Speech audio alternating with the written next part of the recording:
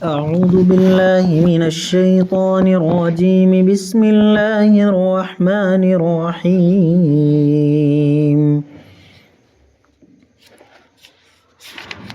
وإن طائفتان من المؤمنين اقتتلوا فأصلحوا بينهما فإن بغت إحداهما على الأخرى فقاتلوا التي تبغي حتى تفيء إلى أمر الله فإن فاءت فأصلحوا بينهما بالعدل وأقسطوا إن الله يحب المقسطين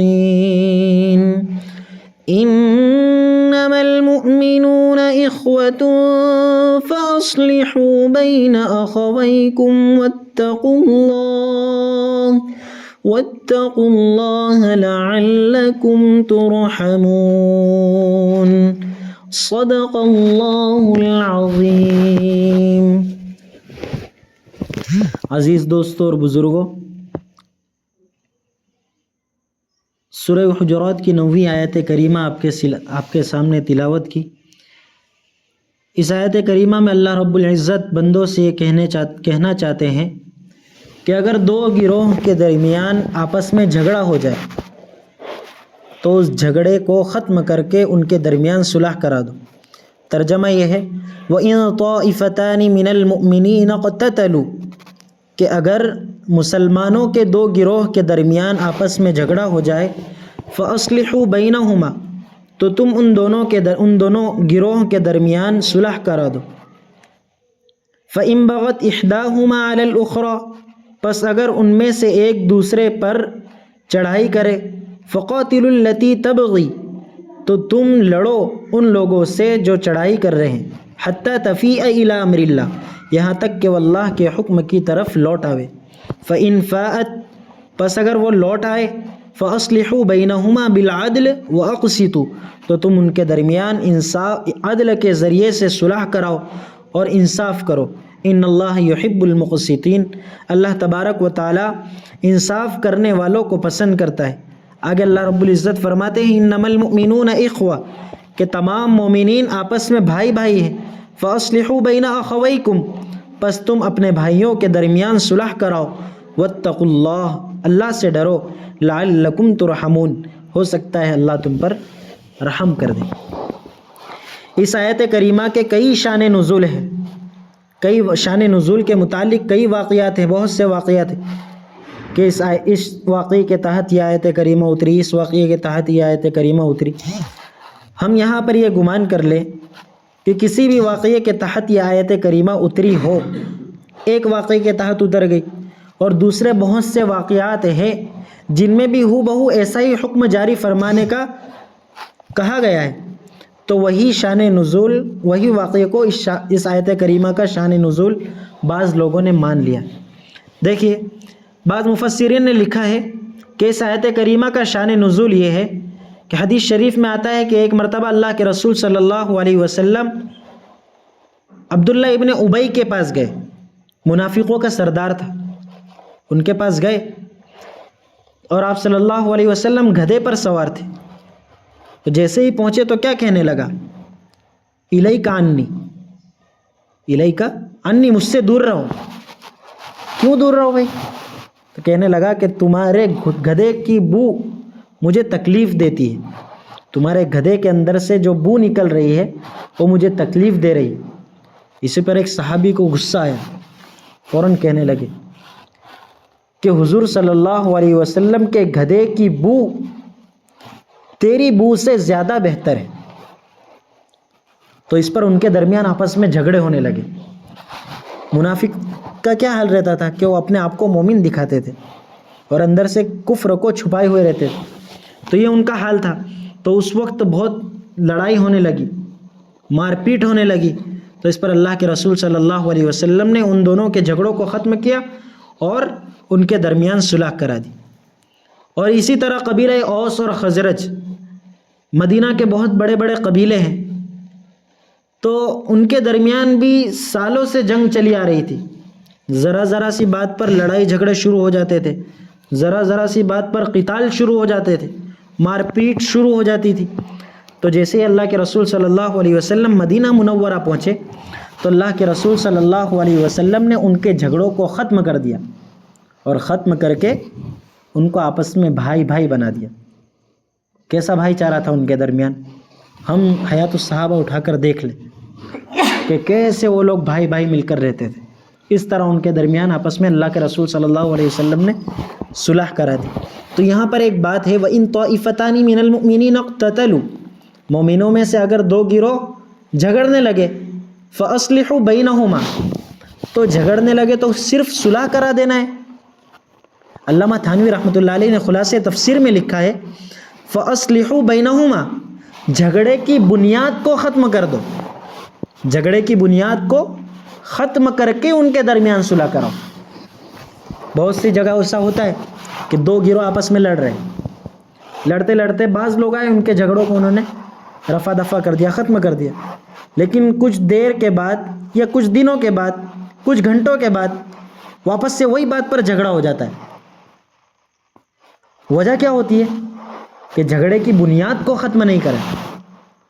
تو اگر ہم جھگڑے کی بنیاد کو ختم کر دیں گے تو دوبارہ انشاءاللہ وہ جھگڑا نہیں پنپ سکتا، وہ جھگڑا دوبارہ نہیں پنپ سکتا۔ جیسے مثال کے طور پر آج ہمارے زمانے میں دیکھ لیجئے، بہت بڑی عمارت کھڑی ہے، بہت بڑی اونچی عمارت کھڑی ہے، اور اگر اسے ہمیں دنیا اس سے ختم کرنا ہے، عمارت کی بات چھوڑ دیں، ایک جھاڑ ہے، ایک درخت ہے، ایک درخت ہے، اس کو ہمیں کاٹنا ہے، ہم نے اوپر سے اس کو کاٹ دیا تو کچھ سالوں کے بعد، کچھ مہینوں کے بعد پھر سے اس کے اوپر پتیاں نکل آئے گی، ہری بھری پتیاں نکلے گی۔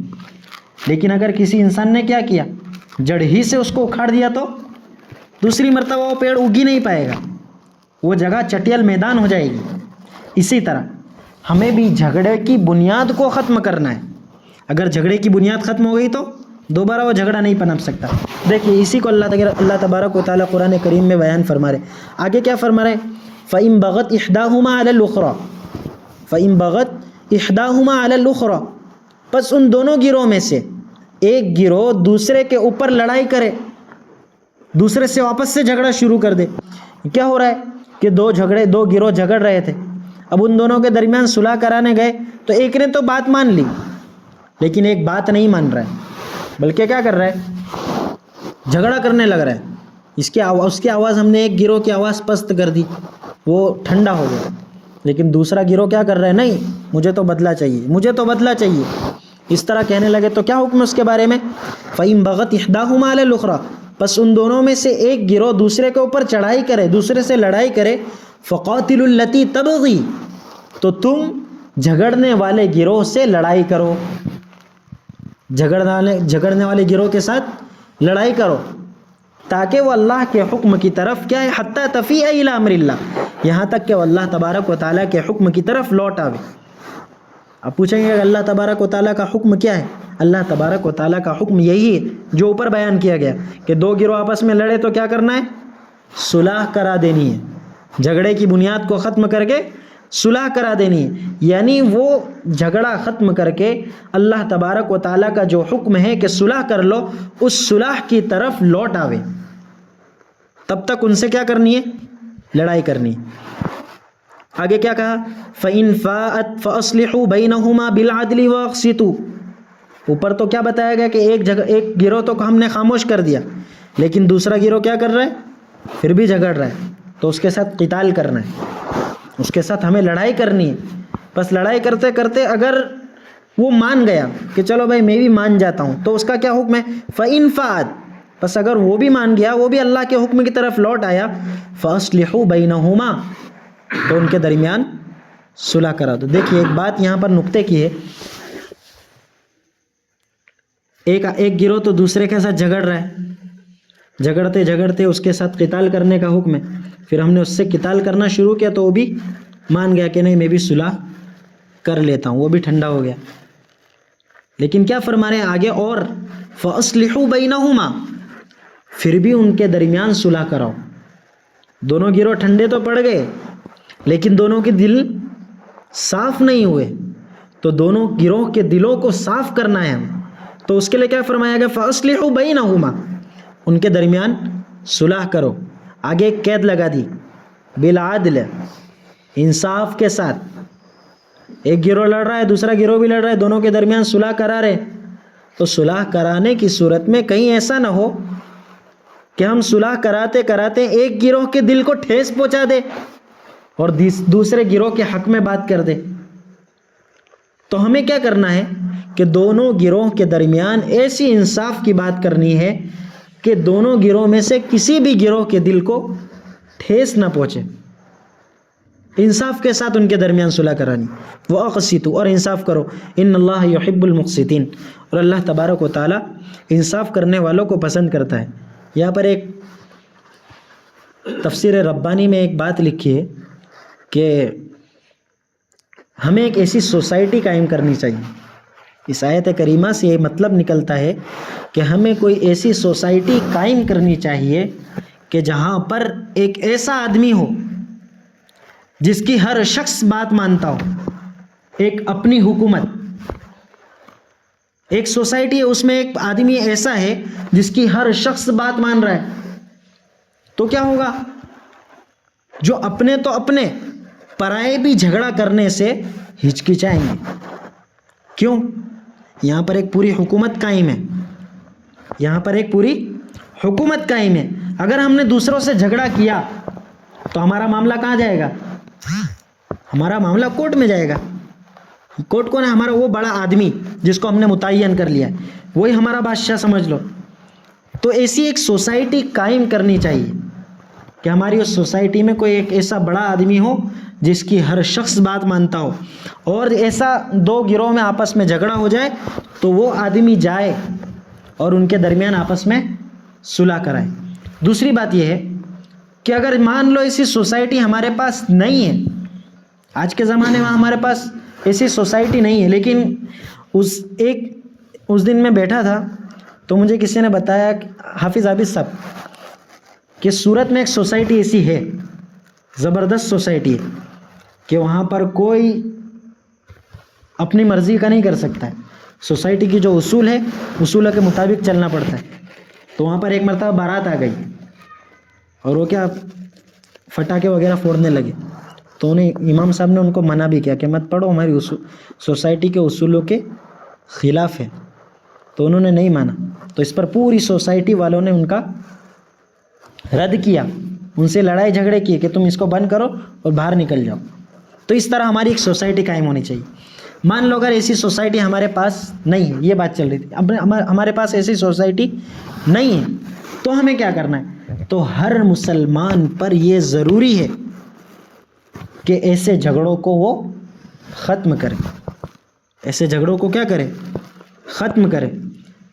اور اگر وہ دونوں گروہ مان ہی نہیں رہے ہیں، پھر بھی جھگڑے کرنے پر تلے ہوئے ہیں، تو ان سے علیحدہ ہو جائے، خلاف ورزی نہ کرے. آج ہمارے زمانے میں کیا ہوتا ہے کہ دو گروہ جھگڑ رہے ہیں، جھگڑتے جھگڑتے ان کے درمیان صلح کرانے جاتے ہیں، تو جو صلح کرانے جاتا ہے نا، اسی سے جھگڑا چالو ہو جاتا ہے. وجہ کیا ہوتی ہے؟ وجہ یہ ہوتی ہے کہ وہ جو صلح کرانے جاتا ہے اللہ کے اس حکم کو پورا نہیں کر رہا ہے. کون سے؟ فَأَصْلِحُوا بَيْنَهُمَا بِالْعَدْلِ، انصاف کے ساتھ ان کے درمیان صلح کرانا ہے. اللہ کے اس حکم کو پورا نہیں کرے گا تو کیا ہوگا؟ اسی کے ساتھ جھگڑا شروع ہو جائے گا. صلح کرانے جا رہا ہے، ایک گروہ کی سائڈ لے لی، ایک گروہ کی سائڈ لے لی تو پھر دوسرا گروہ تو اس سے ہی لڑے گا. تو ہمیں اس طرح نہیں کرنا ہے. دونوں کو پہلے تو خاموش کرانا ہے اور ان کو خاموش بٹھا کر پھر ان کے جھگڑے کی بنیاد کو ختم کرنا ہے. اس طرح ختم کرنا ہے کہ دونوں کے دل مطمئن رہے، دونوں کے دلوں کو ٹھیس نہ پہنچے. اس طرح ہمیں ختم کرنا ہے. تو یہ بات ہے. آگے دیکھیے اللہ تبارک و تعالیٰ کیا حکم فرما رہے ہیں؟ انما المؤمنون اخوہ، انما المؤمنون اخوہ، مومنین سب کے سب بھائی ہیں. حدیث شریف میں کیا آتا ہے؟ المؤمن اخو المسلم، مومن مومن کا بھائی ہے. تو یہاں پر جب جھگڑا ہو جائے تو جھگڑا ختم کرنے کے بعد ہمیں کیا کرنا ہے؟ ان کو آپس میں بھائی بنا دینا. دیکھیے اس پر ایک واقعہ ہے. امام شافعی رحمۃ اللہ علیہ کا واقعہ ہے کہ ایک مرتبہ کسی مسئلے میں ایک عالم سے بحث ہوئی. بحث ہوتے ہوتے ہوتے ہوتے آوازیں بہت بلند ہو گئی، آواز بہت بلند ہونے لگی. تو وہ عالم صاحب غصے ہو کر کھڑے ہو کر چلے جانے لگے.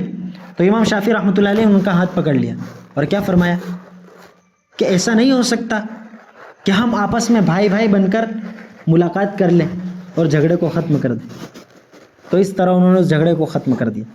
اسی طرح کا ایک واقعہ ہے کہ ایک بادشاہ کی مجلس میں حدیث کا درس چالو تھا، حدیث کی مجلس شروع تھی.